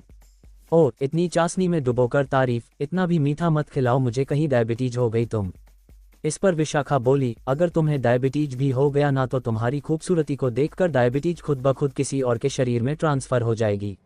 उसकी बातों को सुनकर सभी मुस्कुराने लगे। पायल सबसे पहले तो हिना के पास गए और उसके माथे पर हाथ रखते हुए बोली, जरा मैं एक बार तुम्हारे माथे को छूकर तो देख लो कि कहीं तुम्हें बुखार तो नहीं है। नहीं, मेरे कहने का मतलब है कि तुम इतना खूबसूरत होते हुए भी झल्ली की तरह रहती हो यार, कसम से अगर मुझे पहले तुम इस ड्रेस में दिख जाती ना, मैं तो वहीं पर बेहोश हो जाती। बेहोशी से याद आया, रेहान जब तुम्हें इस ड्रेस में देखेगा उसके चेहरे देखने लायक होंगे। विशाखा एक साइड होते हुए बोली, मैं तो अभी से ही एक साइड हुए जा रही हूँ कि जब रेहान तुम्हें इस ड्रेस में देखेगा तब उसका रिएक्शन कैसा होगा। रेहान का जिक्र सुनकर हिना बैंक्वेट हॉल के गेट की ओर देखने लगी कि रेहान वहां पर पहुंचा है या नहीं, लेकिन मेन डोर को खाली देख उसका चेहरा उतर गया, जिसे देखकर तीनों भांप गए कि जरूर रेहान को वहां देखकर हिना का चेहरा उतर गया है। तभी जेडी हिना के पास आया और प्यार से उसके कंधे पर हाथ रखते हुए कहा, बेटा रेहान कहाँ है? तुम दोनों ही साथ आने वाले थे ना, क्या रेहान तुम्हारे साथ नहीं आया है? हिना अपने पापा की ओर देखते हुए बोली, डैड मैंने जब उसे कॉल किया था तब वो शहर के बाहर वाले शिव जी के मंदिर में था। उसने कहा कि उसे आने में थोड़ा वक्त लगेगा लेकिन वो जल्द यहाँ पर पहुँचने की कोशिश करेगा। जेडी अपने घड़ी की ओर देखते हुए बोला, होटल ओपनिंग का मुहूर्त 11:15 का है और अभी मुहूर्त के लिए सिर्फ 5 मिनट ही बाकी रह गए हैं। इस पर हिना बैंक्वेट हॉल के गेट की ओर देखते हुए बोली, उसने कहा है कि वो समय से पहले पहुँच जाएगा। आप बिल्कुल भी फिक्र मत करिए डैड, मुझे उसके ऊपर पूरा भरोसा है। वहीं पूजा समाप्त होने के बाद रेहान आचार्य जी से बातें कर रहा था। 5 रत्नों उसके शरीर के अंदर स्थानांतरित हो चुके थे, जिस वजह से रेहान का शरीर इस वक्त काफ़ी ज़्यादा चमक रहा था। उसके शरीर से इस वक्त अलग ही ऊर्जा बाहर निकल रही थी। आचार्य जी ने कहा, सालों पहले मेरे पूर्वजों ने इस कार्य को अपने हाथों में लिया था और आज मैंने इसे पूरा कर दिया है।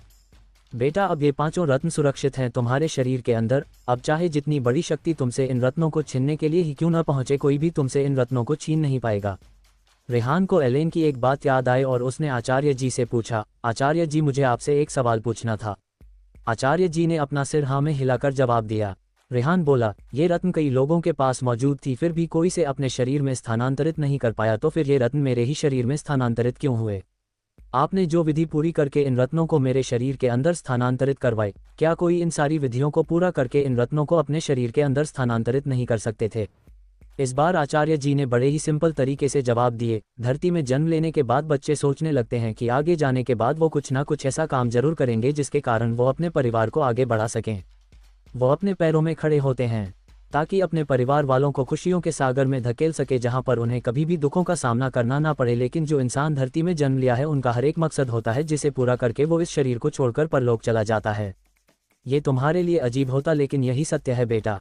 सड़क पर सो रहे शराबी को उसके कर्मों का फल मिला है, जिस वजह से उसे घर नसीब नहीं और इस तरह से वो सड़कों पर घूमता फिरता रहता है। घर जाने के बाद भी उसे सुकून नहीं मिलती, यही उसकी नियति है। जो बच्चे सड़क में भीख मांगते हैं, जिनकी जिंदगी अपंग में गुजरती है, जो कभी बोल नहीं सकते, जो कभी सुन नहीं सकते, जो कभी चल नहीं सकते, हम सब में कुछ ऐसा है जिसके कारण हमें धरती पर जन्म लेना पड़ा। इसके पीछे भी कुछ ना कुछ जरूर छिपा हुआ रहता है जो जीते जी हमें पता तो नहीं चलता, लेकिन करने के बाद ज्ञात हो जाता है। आचार्य जी की बातों को सुनने के बाद रेहान मुस्कुराया और कहा, मुझे अपने सवालों का जवाब मिल चुका है आचार्य जी। दूसरा कोई इन रत्नों को अपने शरीर में स्थानांतरित इसलिए नहीं कर पाया क्योंकि ऊपर वाला का ये मर्जी बिल्कुल नहीं था। उन्होंने इस काम को पूरा करने के लिए मुझे चुना है और आज मैंने उसे पूरा भी कर लिया।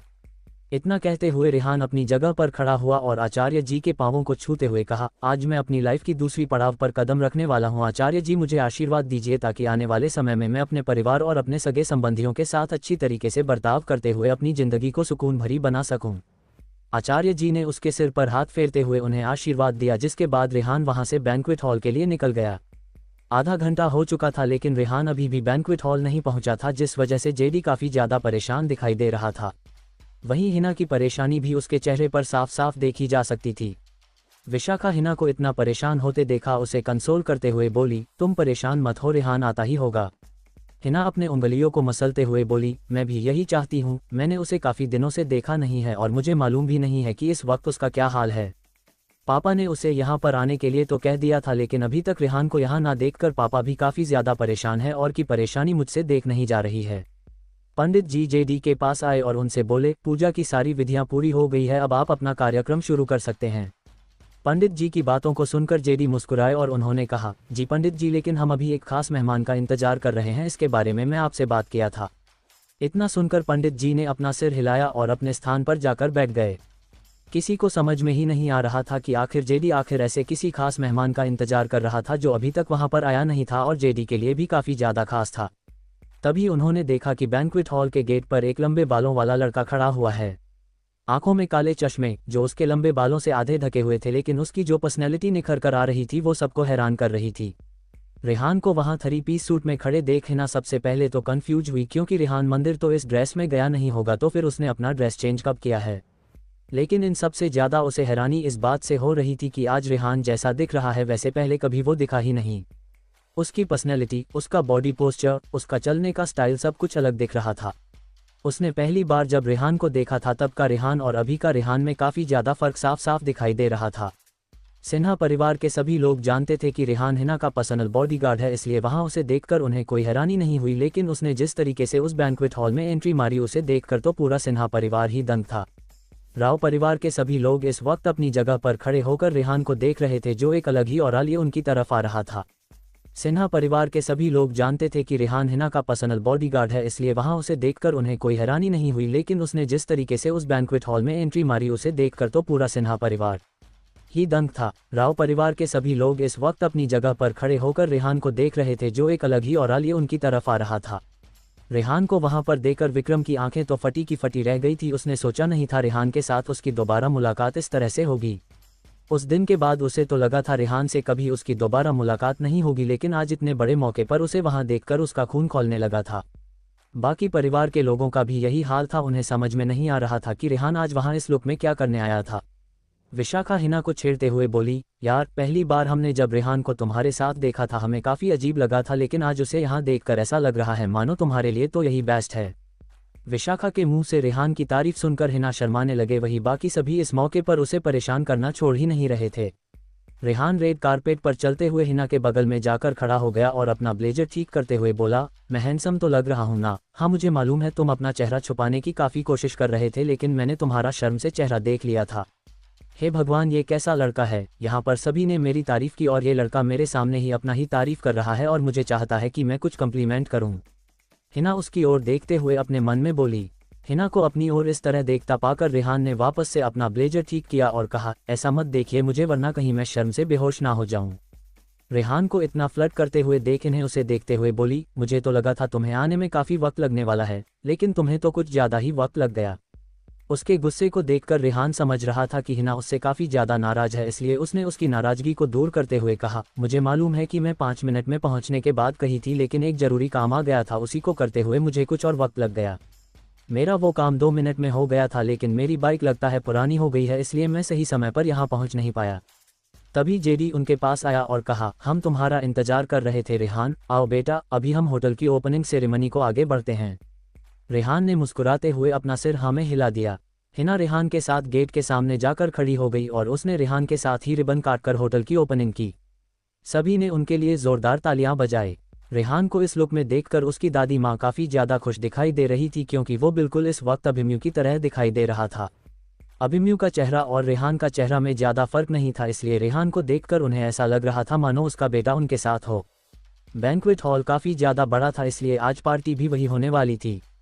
इतने सारे मेहमानों को देखकर रेहान को समझ में नहीं आया कि आज आखिर इतना खास क्या होने वाला है, जो यहाँ पर ओपनिंग सेरेमनी के बाद भी इतने सारे लोग अभी भी मौजूद हैं।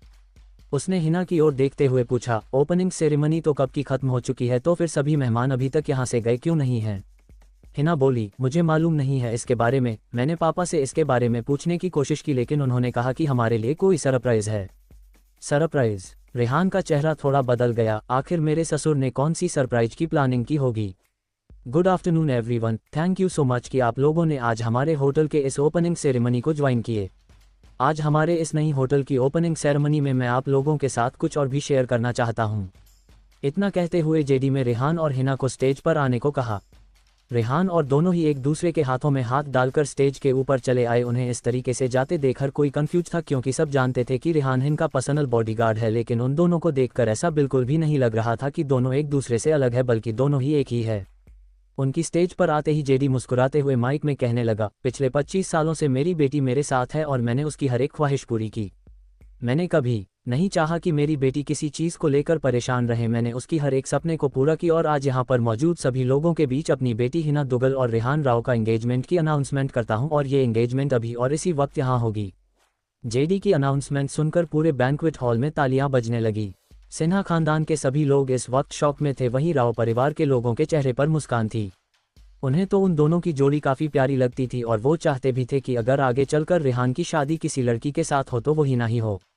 सबसे ज़्यादा एक्साइटेड रेहान के साथ ही जो वहाँ पर गेस्ट और गॉड्स बनकर आए हुए थे उनके चेहरे पर दिखाई दे रही थी, और साथ ही साथ हिना के दोस्तों के चेहरे पर भी। उनका एग्जाम खत्म हो चुका था, कॉलेज का फाइनल ईयर भी खत्म हो गया था, अभी बस उनकी रिजल्ट आनी बाकी थी। हिना की तैयारी है, उनको देखकर उन्हें पूरा यकीन था कि इस बार हिना पूरे कॉलेज में टॉप करने वाली है। दोनों सहेली एक्साइटमेंट के साथ एक दूसरे को गले लग रही थी, क्योंकि वो चाहते थे कि रेहान और हिना जल्द से जल्द एक हो जाए। जेडी की एंगेजमेंट वाली बात सुनकर रेहान हिना की ओर देखने लगा, जिसके चेहरे पर एक बड़ी सी मुस्कान थी और वो शर्माकर अपनी पलकें झुकाकर उसके बगल में खड़ी हुई थी। हिना को जब एहसास हुआ कि कोई काफ़ी देर से उसे ही देख रहा है तो उसने अपनी पलकें उठकर ऊपर देखा। सामने रेहान मुस्कुराते हुए उसे ही देख रहा था। वो बार बार अपनी नज़रें हटाने की कोशिश करती, लेकिन रेहान अपनी नज़रें उसके ऊपर से हटा ही नहीं रहा था। जेडी उन दोनों के पास आए और बोले, अब मैं बूढ़ा होने लगा हूँ बेटा, और मैं नहीं चाहता कि इस बुढ़ापे में तुम दोनों को बिना किसी प्रकार की खुशी दिए इस दुनिया से चला जाऊँ। ये सुनकर हिना उनके गले लगाते हुए बोली, डैड आप ऐसे क्यों बोल रहे हैं, आप हमारे साथ ही रहने वाले हैं। इस पर जेडी बोला, किसी न किसी दिन हमें जाना ही है, पर मैं जाने से पहले मैं तुम दोनों का शादी देखना चाहता हूँ। कम से कम मैं तुम्हारा कन्यादान था कर पाऊंगा। इतना सुनते ही हिना की आंखों से आंसू छलक उठे। वहीं रेहान उनके कंधे पर हाथ रखते हुए कहा, ससुर जी मुझे लगता है आपकी बेटी विदाई के दिन इतना आंसू नहीं बहेगी जितना कि आज आंसू बहा रही है। हिना उसे मारते हुए बोली, तुम तो ऐसा कहोगी ही ना, आखिर शादी होने के बाद घर से विदा होकर तुम थोड़ी ना जाओगी, जाना तो तुम्हारे साथ मुझे है। ये सुनकर तो रेहान की हंसी नहीं रुक रही थी। जेडी राव परिवार के सदस्यों की ओर देखते हुए कहा, मैं चाहता हूं कि आप अपने बच्चे की इस खुशी में शामिल हो प्लीज़। जेडी की इतना कहते ही राव परिवार के सभी सदस्य स्टेज के ऊपर चले आए। वहीं सिन्हा खानदान के लोग इस वक्त उनके किस्मत से जल रहे थे। आज स्टेज पर उनके परिवार वालों को होना चाहिए था, लेकिन किस्मत ने उनके साथ इतना बड़ा खेल खेल दिया था और आज वो सभी बस वहां बैठे तालियां बजा रहे थे। जेडी ने इसीलिए तो उन दोनों परिवार के साथ साथ उनके खानदान से जुड़े लोगों को भी वहां पर बुलवाया था। उसे राव परिवार और सिन्हा खानदान के बीच की लड़ाई मालूम चल चुकी थी और किसके वजह से ये लड़ाई हुई उसके बारे में भी, लेकिन उसने ठान लिया था कि वो इनके बीच की दूरियों को हमेशा हमेशा के लिए ख़त्म कर देगा, और जिस तरह से ख़त्म करेगा पूरी इंडस्ट्री देखेगी। उनके स्टेज पर आते ही जेडी ने उन दोनों की ओर एक एक अंगूठी बढ़ाई और उन्हें एक दूसरे को पहनने का इशारा किया। हिना ने आगे बढ़कर खुद रेहान के रिंग फिंगर में अंगूठी पहनाई। वही रेहान उसे अंगूठी पहनने में नौटंकी कर रहा था ताकि हिना परेशान हो सके, लेकिन कुछ देर तक उसे परेशान करने के बाद उसने भी उसके रिंग फिंगर में अंगूठी पहना दी, जिसके बाद पूरे बैंक्वेट हॉल में तालियां की गड़गड़ाहट सुनाई देने लगी। जेडी राव परिवार के लोगों के साथ उनके शादी के बातचीत करने के लिए स्टेज से नीचे चलाया। वही दोनों नए एंगेज कपल अपने दोस्तों के साथ मुस्कुराते हुए एक जगह पर बैठकर बातें कर रहे थे। आज के इस होटल ओपनिंग सेरेमनी में बहुत कुछ हुआ था, जिस वजह से आज के पूरे न्यूज़ में सिर्फ इसी के बारे में चर्चा हो रही थी और हिना रेहान की एंगेजमेंट के बारे में भी। रात को जब रेहान अपने दोस्तों के साथ पार्टी कर रहा था उसमें सभी लोग मौजूद थे। ऐसा पार्टी शायद आज से पहले कभी नहीं हुआ होगा, क्योंकि आज अंडरवर्ल्ड के सभी लोग वहां पर मौजूद थे। जो कभी अंडरवर्ल्ड की दुनिया में राज करते थे आज रेहान के सामने बैठकर उसके साथ दारू पी रहे थे। उन लोगों को सबसे ज़्यादा हैरानी तब होगी जब उन्होंने उस पार्टी में यकार गैंग के लीडर सोलोमन को वहां देखा।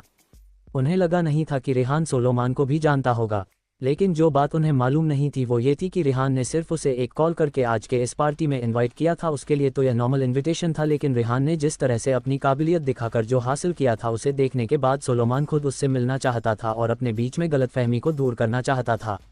अपनी क्लास खत्म करते हुए रेहान उन लोगों की ओर देखते हुए कहा, आज का ये पार्टी मेरी एंगेजमेंट की खुशी में, और हाँ बहुत ही जल्द मेरी शादी भी होने वाली है, इसलिए मैं चाहता हूँ कि तुम में से हर एक मेरी शादी में शामिल हो, एक भी छूटना नहीं चाहिए।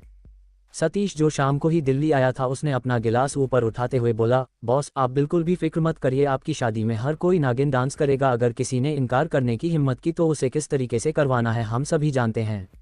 तभी तन्मय बोला, बॉस अगर किसी ने शादी में दिक्कत लाने की कोशिश की तो उनकी खातिरदारी हम करेंगे, आप बस अपने शादी पर फोकस करिए और जल्दी से जल्दी भाभी को घर में लेकर आए। रतन जो आज ही दिल्ली आया था रेहान की पॉपुलैरिटी को देखकर हैरान था, साथ में उसके जो सबसे खास लोग वहां पर आए थे वो सभी भी रेहान को इस तरह से देख काफ़ी ज़्यादा हैरान थे। उन्होंने कभी सोचा नहीं था कि एक छोटे से गांव में रहने वाला लड़का आज पूरे दुनिया में इतना फेमस होगा, अच्छे लोगों के बीच भी और बुरे लोगों के बीच भी। रतन रेहान की ओर देख धीमी आवाज में बोला, मुझे तो लगा था हमें यहाँ आने में काफ़ी समय लगेगा, लेकिन तुमने जिन लोगों को हमें लाने के लिए भेजा था वो सभी वाकई तारीफ के काबिल हैं। हमें पता लगे बिना ही यहाँ पर लेकर चले आए। इस पर रेहान मुस्कुराते हुए बोला, दुनिया में मैं चाहे किसी को याद करो या ना करो आपको कभी भी भूल नहीं सकता हूँ। आपने उसे वक्त मेरी मदद की थी जब मेरे पास खाने के पैसे नहीं हुआ करते थे, तो क्या आपको लगता है कि मैं आपको आपके बुरे वक्त पर छोड़ सकता हूँ? फिर उसने वहां पर बैठे सभी लोगों की ओर देखते हुए कहा, इनका चेहरा हमेशा याद रखना, चाहे कुछ भी हो जाए मैं उनके चेहरे पर कभी भी दुख देखना नहीं चाहता, समझ रहे हो ना मेरी बात? सभी ने तुरंत रतन की ओर देखकर अपना सिर हिलाया और हाँ में जवाब दिया। इतने बड़े लोगों के बीच बैठकर रतन को अनकंफर्टेबल महसूस हो रहा था, क्योंकि उसने आज से पहले इतने बड़े बड़े लोगों के साथ कोई बातचीत तक नहीं की थी और ना ही उनके साथ किसी बिजनेस के मामले में शामिल था, लेकिन आज रेहान के वजह से वह इतने बड़े लोगों के साथ बैठ पा रहा था, वरना उसने तो कभी सोचा भी नहीं था कि वो इन बड़े बड़े दिग्गज लोगों से मिल पाएगा जिससे आधी दुनिया डरती है। पार्टी खत्म होने के बाद रेहान राव मैंशन गया, क्योंकि दादी ने उसे आज रात रो मैंशन में ही बिताने को कहा था, क्योंकि वो उनके साथ कुछ वक्त बिताना चाहती थी। काफ़ी समय हो गए थे रेहान उनके साथ वक्त नहीं बिताया था। दादी माँ हमेशा से चाहती थी कि अभिमन्यु और रोशनी दोनों ही हमेशा से खुश रहे और उनके पास रहे, लेकिन एक फैसले की वजह से सब कुछ टूटकर बिखर गया था और अब जब वही सिचुएशन यहाँ आई थी तब वो नहीं चाहते थे कि रेहान और हिना दोनों एक दूसरे से दूर रहे।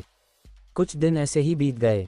रेहान का नाम अब इतना बड़ा हो चुका था कि कोई भी उससे पंगा लेने के बारे में सोचता नहीं था। जेडी को अब अपनी कंपनी को लेकर कोई चिंताएं नहीं थी, क्योंकि रेहान और हिना दोनों ही मिलकर उनकी कंपनी को संभाल रहे थे। हिना जहां चेयरमैन की कुर्सी को संभाल रही थी वहीं रेहान सीईओ का कुर्सी को संभाल रहा था। देखते ही उनकी शादी का दिन भी आ गया। रेहान चाहता था कि उनकी शादी उसी मंदिर से शुरुआत हो जहां पर उसके माता पिता ने एक दूसरे का साथ निभाना का वचन दिया था, इसलिए सभी शहर के बाहर वाले शिव जी के मंदिर पहुंचे जहां पर उन दोनों की सारी रीति रिवाजों के साथ शादी हुई। इस शादी से दोनों परिवार काफ़ी ज़्यादा खुश थे। ना ही किसी को किसी चीज़ की गिला शिकवा थी और न ही दोनों परिवार के बीच किसी प्रकार का मनमुटाव।